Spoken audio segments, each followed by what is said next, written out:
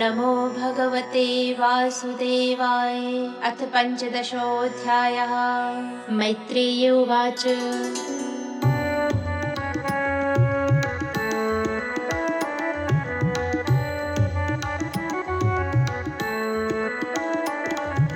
प्राजापत्यं तु तत्तेजः परतेजोहनं दितिः दधार वर्षाणि शतं शङ्क्यमानासुरार्गणात् लोके तेन हता लोके लोकपाला हतौजसः न्यवेदयन् विश्वसृजे ध्वन्तव्यतिकरं दिशां देवा ऊचुः तम् एतद् विभो विद्ध संविघ्ना यद्वयं रसं न ह्यव्यक्तं भगवतः कालेन स्पृष्टवर्त्मनः देवदेव जगद्धातर लोकनाथ शिखामणे परेषामपरेषां त्वं भूतानामसि भाववित् नमो विज्ञानवीर्याय माययेमुपेयुषे गृहीतगुणभेदाय नमस्ते व्यक्तयोनये ये त्वानन्येन भावेन भावयन्त्यात्मभाविनम् आत्मनि प्रोतभुवनं परं सदात्मकं तेषां सुपक्वयोगानां जितश्वासेन्द्रियात्मनां लब्धयुष्मत्प्रसादानां न कुतश्चित् पराभवः यस्य वाचा प्रजाः सर्वा गावस्तन्त्येव यन्त्रिताः हरन्ति बलिमायत्तास्तस्मै मुख्याय ते नमः स त्वं विधत्स्व सम्भूमंस् तमसा लुप्तकर्मणाम् अदभ्रदयया दृष्ट्या आपन्ना नरहसीक्षितुम् एष देवदितेर्गर्भ ओजः काश्यपमर्पितम् दिशस्तिमिरयन् सर्वा वर्धतेऽग्निर्वैदसी। मैत्रेय उवाच। स प्रहस्य महाबाहो भगवान् शब्दगोचरः प्रत्याचष्टात्मभूर्देवान् प्रीडन् रुचिरया गिरा। ब्रह्मोवाच। मानसा मे सुतायुष्मत् पूर्वजाः सनकादयः चेरुर्विहाय सा लोकान् लोकेषु विगतस्पृहाः तायैकदा भगवतो वैकुण्ठस्यामलात्मनः ययुर्वैकुण्ठनिलयं सर्वलोकनमस्कृतम् वसन्ति यत्र पुरुषाः सर्वे वैकुण्ठमूर्तयः ये निमित्तेन धर्मेणाराधयन् हरिं यत्र चाद्यः पुमानास्ते भगवान् सद्ये गोचरः सत्त्वं विष्टभ्य विरजं स्वानाम्नो मृडयन् वृषः यत्र नैश्रेयसं नाम वनं कामदुघैर्द्रुमैः सर्वर्तु श्रीभिर्बिभ्राजत् कैवल्यमिव मूर्तिमत् वैमानिकाः सललनाश्चरितानि यत्र गायन्ति लोकशमलच्छपडानि भर्तुः अन्तर्जलेन विकसन् मधुमाधवीनां गन्धेन खण्डितधियोऽप्यनिलं क्षिपन्तः पारावतान्यव्रतसारसचक्रवाक दात्यो हि हंससुखतिथिर्बर्हिणां यः कोलाहलो विरमते चिरमात्रमुच्चैर्भृङ्गाधिपे हरिकथामिव गायमाने मन्दारकुन्दकुर्वोत्पलचम्पकर्ण पुन्नागिनागिबकुलाम्बुजपारिजाताः गन्धे चिते तुलसिकाभरणेन तस्या यस्मिंस्तपः सुमनसो बहुमानयन्ति यत्सङ्कुलं हरिपदानतिमात्रदृष्टैर्वैदूर्यमारकत हेममयैर्विमानैः येषां बृहत्कटितटास्मितशोभिमुख्यः कृष्णात्मनां नरज आदिदुरुत्स्मयाद्यैः श्रीरूपिणी क्वणयति चरणारविन्दं लीलाम्बुजेन हरिसद्मनिमुक्तिदोषा संलक्ष्यते स्फटिककुड्य उपेतहेम्नि सम्मार्जति वयदनुग्रहणेन्ययत्नः वापीसु विद्रुमतटा स्वमलामृताप्सु प्रेस्यान्विता निजवने तुलसीभिरीशम् अभ्यर्चति स्वलकुमन्न समीक्ष्य वक्त्र मुच्छेसितं भगवतीत्यमताङ्गे यच्छ्रीः यन्न व्रजन्त्यगभिदो रचनानुवादात् षड्वन्ति येन्न विषयाः कुकथामथिग्निः यास्तु श्रुता हतभगैर्रविरात्तसारास्तांश्च पन्तशरणेषु तमः सुहन्त ये व्यर्थितामपि च नो नगतिं प्रपन्ना ज्ञानं च तत्त्वविषयं सहि धर्म यत्र नाराधनं भगवतो वितरन्त्यमस्य सम्मोहिता विततया बत मायया ते यच्च व्रजन्ति यन्मिषां रसभानुवृत्त्या दूरे यमाह्युपरिणः स्पृहणीयशीलाः भर्तुर्मिथासु यशसा कथनानुरागो वैक्लव्यबाष्पकलया पुलकीकृताङ्गाः तद्विश्वगुर्वति कृतं भुवनैकवन्द्यं दिव्यं विचित्रविबुधाग्रविमानशोचिः आपुः परां मुदमपूर्वमुपेत्य योग मायावलेन मुनयस्तदथो विकुण्ठं तस्मिन्नतीत्य मुनया षड्सज्जमानाः कक्षाः समानवयसावथ सप्तमायां देवावचक्षत गृहीत गदौ परार्घ्य केयूरिकुण्डलकिरीटविटङ्कवेशौ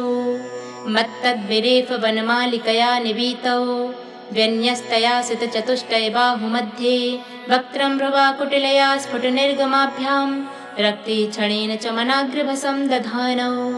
द्वार्ये तयोर्निविशोर्मिसतोर्पृष्ट्वा पूर्वा यथा पुरटवज्रकपाटिकायाः सर्वत्र ते विस्मया मुनयः स्वदृष्ट्या ये सञ्चरत्यभिहिता विगताभिशङ्काः तान् वीक्ष्य वातिरसनाश्चतुराः कुमारान् वृद्धान् दशार्धवयसो विदितात्मतत्त्वान् वेत्रेण चास्खलयतामतदर्हणास्तौ तेजो विहस्य भगवत्प्रतिकूलशीलौ ताभ्यां मिषत्सु निमिषेषु निषिध्यमानाः स्वरहत्तमाह्यपि हरेः प्रतिहारपाभ्याम् ऊचुः सुहत्यमदिद्रक्षितभङ्ग ईषत् कामानुजेन सहसा त उपप्लुताक्षाः मुनय ऊचुः को वामिहत्य भगवत्परिचर्ययोच्चैस्तद्धर्मिणां निवसतां विषमः स्वभावः तस्मिन् प्रशान्तपुरुषे गतविग्रहे वां को वात्मवत्कुहकयोः परिशङ्कनीयः नाह्यन्तरं भगवतीः समस्तकुक्षा वात्मानमात्मनि नभो नवसीवधीराः पश्यन्ति यत्र युवयोः सुरलिङ्गिनोः किं व्युत्पादितं ह्युदर्भेदि भयं यतोऽस्य तद्वा ममस्य परमस्य विकुण्ठभर्तुः कर्तुं प्रकृष्टमे धीमहि मन्दधिभ्यां लोकानितो व्रजतमन्तर्भावदृष्ट्या पापीयशस्त्र इमे रिपुवोऽस्य यत्र तेषामिति ऋतमुभावबधार्य घोरं तं ब्रह्मदण्डं निवारणमस्त्रिपूगैः सद्यो हरेरनुचरावुर्विव्यतस्तत् पादग्रहावपततामतिकातरेण भूयादगोनि भगवद्भिर्कारिदण्डो योनौ हरेत सुरहेलनमप्यशेषं मा वोनुतापकलया भगवत्स्मृतिघ्नो मोहो भवेदेतु नौ व्रजतो रथोधः एवं तदैव भगवान् अरविन्दनाभः स्वानां विबुध्य सदतिक्रमारिहद्यः तस्मिन् ययौ परमहंस महामुनिना मन्वेषणीय चरणौ चलयन् सहस्रीः तं त्वागतं प्रतिहतौ पैकं स्वपुंभिस्ते चक्षताक्ष विषयं स्वसमाधिभाग्यं हंसश्रियोर्व्यजनयोः शिववायुलोलत् शुभ्रातपत्रशशिकेसरसीकराम्बुं कृत्स्नप्रसाद सुमुखं स्पृहणीय धाम स्नेहावलोककलया हृदि संस्पृशन्तं श्यामे प्रथावरसिशोभितया श्रिया स्वश्चूडामणिं सुभगयन्तमिवात्मधिश्रियं पीतांसुके प्रतुनितं विनिविस्फुरन्त्या काञ्चालिभिर्विरुतया वनमालया च बल्गुप्रकोष्ठवलयं विनता सुतांसे विन्यस्तहस्तमितरेण दुनानिमब्जं विद्युच्छिपन्मकरकुण्डलमण्डनार्ह गण्डस्थलोन्नसमुखं मणिमत्किरीटं दोर्दण्डसण्डविवरे हर्ता परार्घ्य हारेण कन्धरगतेन च कौस्तुभेन अत्रोपसृष्टमिति चोत्स्मितमिन्दिरायाः स्वानां धिया विरचितिं बहुसौष्ठवाढ्यं मह्यं भवस्य भवतां च भजन्ति मङ्गं नेमुर्निरीक्ष्य न वितृप्तिदृशो मुदाकैः तस्यारविन्दनयनस्य पदारविन्द किञ्जल्कमिश्रितुलसी मकरन्दवायुः अन्तर्गतः सुविवरेण चकार तेषां सञ्क्षोभमक्षरजुषामपि चित्ततन्वोः ते वा अमुस्य वदनासितपद्मकोश मद्वीक्ष्य सुन्दरतराधरकुन्दहासं लब्धासि सः पुनर्वीक्ष्य तदीयमङ्घ्रि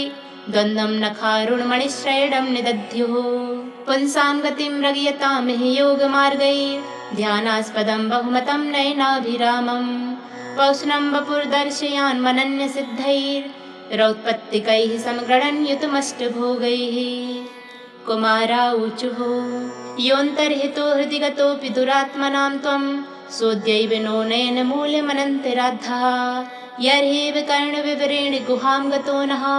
पित्रानुवर्णितरः भवतुद्भवेन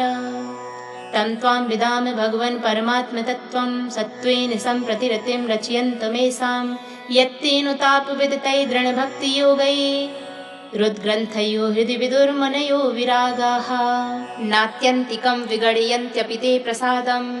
किन्त्वन्यदर्पितभयं भ्रुव उन्नयैस्ते येङ्गत्वदङ्घ्रिशरणा भवतः कथायाः कीर्तन्यतीर्थयशसः कुशलारसज्ञाः कामं भवासु व्रजनैर्निर्येषु नस्ताच् चेतोऽलवद्यदिनुते पदयो रमेत वाचश्च नस्तुलसी वद्यदि तेङ्घ्रिशोभाः पूर्येत ते गुड्गणैर्यदि कर्णरन्ध्रः प्रादुश्चकर्थयदिदं पुरुहूतिरूपं तेनेष निर्वृतिमवापुरुलं द्रशो नः तस्माइदं भगवते नम इद्विधेम यो नात्मनां दुर्दयो भगवान् प्रतीतः। जय जय श्रीमद्भागवते महापुराणे पारमहंस्यां संहितायां तृतीयस्कन्धे जय विजययोः सनकादिशापो नाम 15ोऽध्यायः। श्रीकृष्णार्पणमस्तु।